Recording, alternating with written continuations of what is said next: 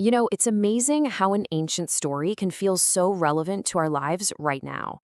In this explainer, we're going to dive into the end of the book of Exodus, because hidden in there is this incredible allegory, a story about two totally different ways to approach life, creativity, and finding a purpose that's bigger than ourselves.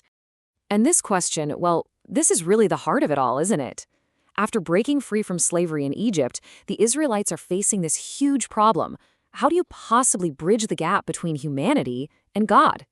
The rest of the book basically gives us two very different answers to that exact question. So let's set the stage. Here's the core issue. The people are physically free, but they're spiritually adrift. They're lost. The whole drama of the story now shifts to this question. How can they restore that connection? How can they feel that sense of divine presence again? Okay, so their first attempt, let's just say it doesn't go well. We'll call it the way of the calf. Their leader Moses is up on the mountain and they get scared. They get impatient and they decide, you know what? We've got to fix this spiritual problem ourselves, right now, on our own terms. Now, to really get what's happening, we have to understand what idolatry means in this context. It's not just about a statue. It's a whole mindset. It's this deep human impulse to take something cosmic and powerful and shrink it down into a form that I can control, to meet the needs that I've decided are important. It's all about manipulation. And when you break it down, the method is so revealing. It's completely top-down and rigid. The motivation? It's a harsh demand.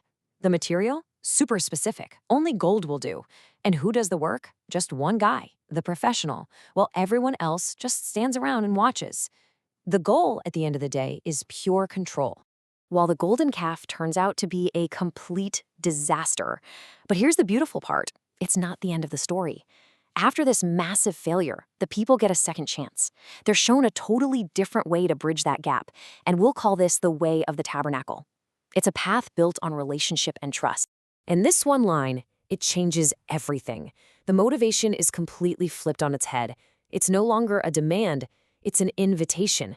The entire project is going to be built on this foundation of a willing heart. The choice to give, to participate, it comes from the inside, not from someone telling you what to do. And check out the difference in the materials. It's so stark. It's not just bring me your gold. It's this incredible, diverse list of things. The message is just so clear. Whatever you have, whoever you are, you have something unique and valuable to contribute. Your skill with fabric, with wood, with spices, it all matters. It's all a worthy gift. You know, this kind of reminds me of that old joke attributed to Mark Twain. It just perfectly captures the spirit, right? When giving is forced or feels like an obligation, that willing spirit just dies. But when it flows from a genuine place, the energy is completely different.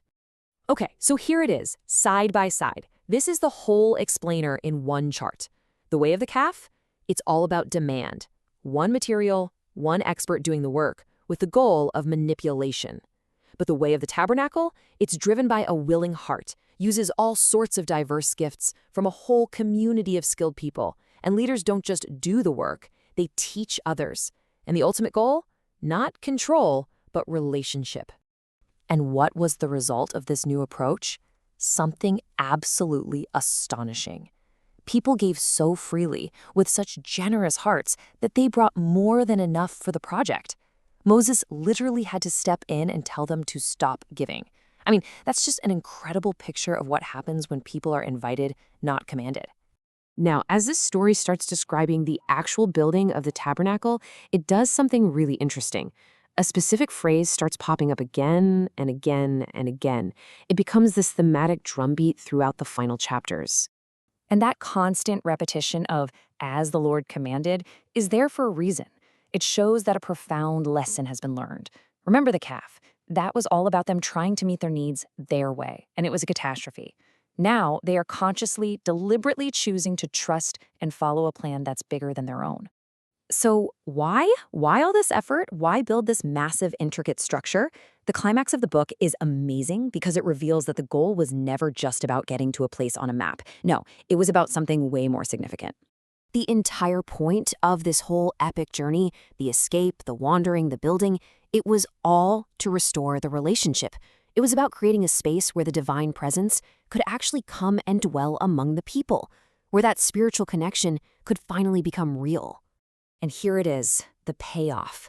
After the community pulls together, building from willing hearts, following the divine blueprint, the goal is achieved. The glory of the Lord filled the tabernacle.